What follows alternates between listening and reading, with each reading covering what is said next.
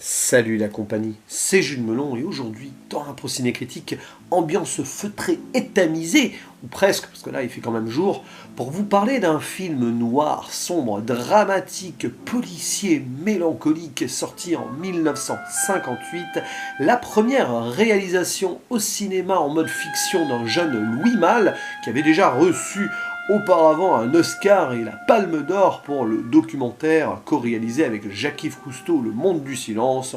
Mais ici parlons d'Ascenseur pour l'échafaud, avec au casting la magnétique Jeanne Moreau et à ses côtés Maurice René, Georges Poujouli, tout jeune à l'époque, mais bien moins que dans Jeux Interdits, il a bien grandi. Il y a également Yori Bertin et les présences assez brèves mais marquantes de Lino Ventura et Charles Denner.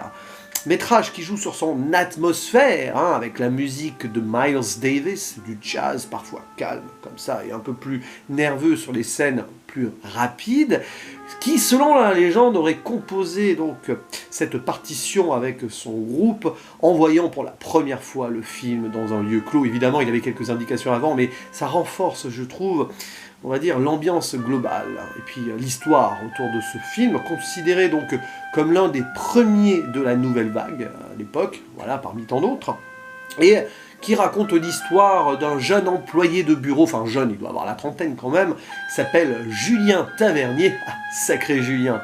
Il y a cette réplique à un moment, ça m'a fait penser à la classe américaine. Bref, il a une maîtresse qui s'avère être l'épouse de son patron. Et les deux, au début, on sent qu'ils n'arrivent pas à vivre leur amour forcément illégitime, et ils s'exaspèrent d'une certaine manière en mode mélancolie de la vie, et ils fomentent quelque chose. Très vite, on comprend que c'est l'épouse qui a eu l'idée, l'assassinat de son mari, et donc l'amant va y aller, monter au bureau de son patron pour faire passer ceci comme un suicide, le crime parfait, tout va bien, tout se déroule comme sur des roulettes, jusqu'au moment où, parce qu'il a oublié quelque chose, il prend l'ascenseur et il reste bloqué dedans pendant pratiquement tout le film, du moins les 2/3 de celui-ci.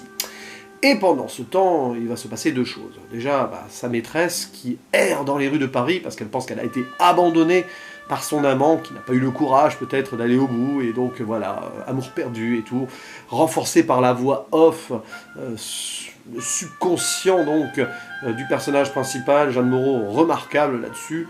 Et en parallèle, on va suivre le parcours de deux jeunes amants criminels, sorte de Bonnie and Clyde. D'ailleurs, c'est presque une double histoire de Bonnie and Clyde là qu'on a à l'écran. Et donc l'un interprété par Georges Poujouli, jeune malfrat qui, pour impressionner sa petite amie, une fleuriste, va voler la voiture de Julien, donc avec dedans son imperméable, son flingue, enfin la catastrophe quoi. Et dans leur périple potentiellement meurtrier, il va se passer quelque chose qui va faire en sorte que Julien va se retrouver plus ou moins victime d'une erreur judiciaire alors qu'en fait il a vraiment commis un meurtre. Waouh, c'est très fort. Et c'est un film brillant. Alors, par son ambiance et son esthétisme surtout, et ses acteurs. Jeanne Moreau y est excellente. C'est une actrice qui a toujours eu ce charisme fou, et là, rien qu'avec le regard et le visage impassible, et donc sa voix comme ça, hors champ, c'est magnifique. Les rues de Paris qui font aussi partie du décor comme si c'était un personnage à part entière. On est clairement dans la nouvelle vague là, décor réel. Il y a aussi ce contexte politique social de l'époque avec les guerres qui ont eu lieu ou qui ont lieu, puisqu'on rencontre un Allemand, donc référence à la Seconde Guerre mondiale, et puis il y a la guerre d'Indochine aussi, d'Algérie qui sont mentionnés. D'ailleurs, le personnage principal, Julien Tavernier, est un ancien militaire, et on voit que, quelque part, il ne se fait pas totalement à la vie de tous les jours, d'où ce côté illégitime d'une relation, etc. Et puis ce qui va le pousser à l'irréparable. Et donc la musique de Miles Davis, ça je l'ai dit en intro, qui est parfaite, parce que totalement, on va dire, au diapason des scènes que nous pouvons voir, beaucoup de réflexions philosophiques, et l'amertume globale d'un film en noir et blanc, donc d'une certaine époque, qui nous fait voyager quelque part dans ce Paris des années 50-60, et on va dire la misère morale et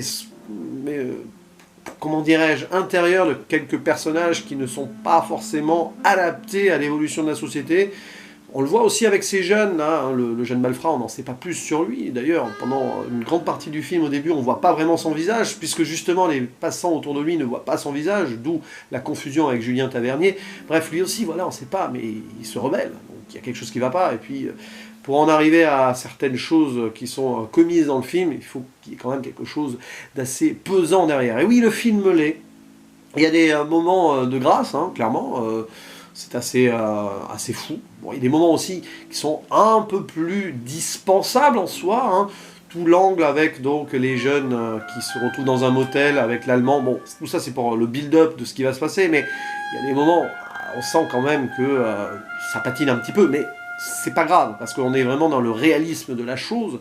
Et puis, bah, forcément, on a presque de la compassion hein, pour Julien, qui est enfermé dans cet ascenseur, ne peut rien faire, attend que ça se passe, qu'il essaye de s'en sortir un moment même, pour une scène qui est assez novatrice pour l'époque, sur la mise en scène d'ailleurs, vraiment, c'est assez pur sur ce plan-là, précis et dynamique pour un film de la fin des années 50, vraiment. Et voilà, donc... c'est une petite masterclass hein, d'un réalisateur que je connais très mal. Hein. Je n'ai vu que Au revoir les enfants de lui, qui est un de ses derniers films, clairement. Donc, mais là, lui qui a eu une grande carrière, c'est vrai que c'est intéressant ainsi d'approfondir son travail et sa filmographie avec donc son premier vrai film. Parce que le documentaire avec Jacques-Yves Cousteau, techniquement, c'est un film, mais pas en mode fiction. D'ailleurs, métrage adapté d'un roman que je n'ai pas lu. Je préfère le préciser, mais voilà, on sent quand même le côté écrit des choses. Bref, franchement, l'un des meilleurs métrages qui m'a été donné de voir de la nouvelle vague, hein, avec À bout de souffle, par exemple, de Godard, hein, pour ne citer que celui-ci. Et je vous le recommande si vous ne l'avez pas vu. D'ailleurs, si vous le connaissez bien, voilà, n'hésitez pas à partager vos souvenirs avec nous hein, par rapport à celui-ci, parce que je sais que parmi mes abonnés, il y a beaucoup d'amoureux du vieux cinéma. Je pense que ça leur fera plaisir que j'évoque ce film que je découvre donc ici sur le tard avec grand plaisir. Voilà, de grand cinéma de l'époque, français. Bon, le cinéma français est toujours en pleine forme, hein, il suffit de bien regarder aussi les bons films à droite à gauche, mais voilà, c'est ça. Le cinéma français, c'est tout un art, quoi. La France, le pays du cinéma. Bref, c'est tout ce que j'avais à dire, hein. C'est pas besoin voilà, d'en dire plus. Voilà, c'est déjà beaucoup trop, ce film se vit au-delà des mots, il se vit en le regardant et en écoutant l'atmosphère globale, voilà. Du coup, j'ai pris cette voix un peu comme ça, exprès. Allez, je vous dis à la prochaine. Ciao.